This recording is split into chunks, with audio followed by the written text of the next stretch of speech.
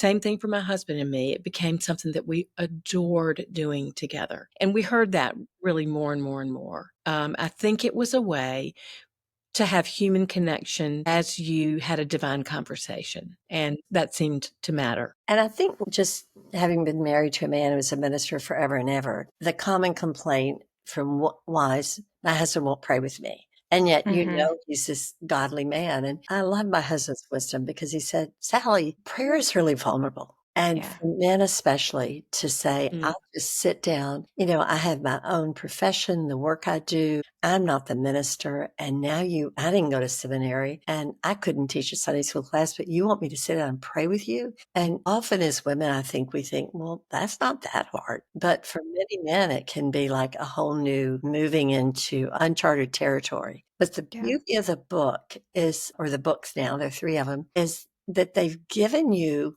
words. Here are a few words from God. Here are a few things to think about. Here's a written prayer. Many of them are almost 2,000 years old. You can just do that. So this eroding of the sense that it's too hard or too vulnerable.